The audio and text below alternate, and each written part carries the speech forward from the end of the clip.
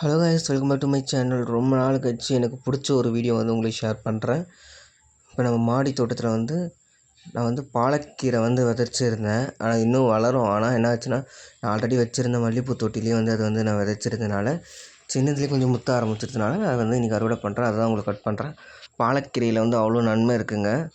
நீங்களும் இந்த மாதிரி ஒரு சிறிய தொட்டிலே வீட்டில் வளர்த்து பாருங்கள். அந்தளவுக்கு உங்களுக்கும் சந்தோஷமாகவும் இருக்கும், மகிழ்ச்சியாகவும் இருக்கும். எனக்கு கொஞ்சம் கீரையாக இருந்தாலும் அவ்வளோ சந்தோஷமாக இருந்தது.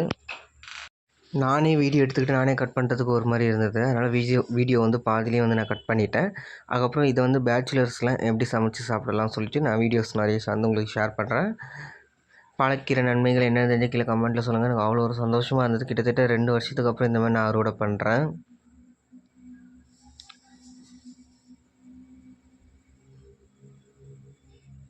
பார்த்தீங்களா, இந்த தொட்டிலே வச்சுருக்கேன். அப்புறம் இன்னொரு தொட்டிலே பசலைக்கீரைலாம் இருக்குது. ஒன்று வீடியோ ஷேர் பண்ணுறேன். பார்த்தீங்களா எவ்வளோ கீரை பறிச்சிருக்கிறேன்னு. எனக்கு அவ்வளோ சந்தோஷமாக இருக்குது. உங்களுக்கு கிளியராக தெரியுதா தெரியல பாருங்கள். ஓகே ஃப்ரெண்ட்ஸ், இது போல் வீடியோ வேணால் நம்ம சேனலை சப்ஸ்கிரைப் பண்ணிக்கோங்க. பக்கத்தில் பெல் ஐகானை கிளிக் பண்ணிக்கோங்க. பாய்.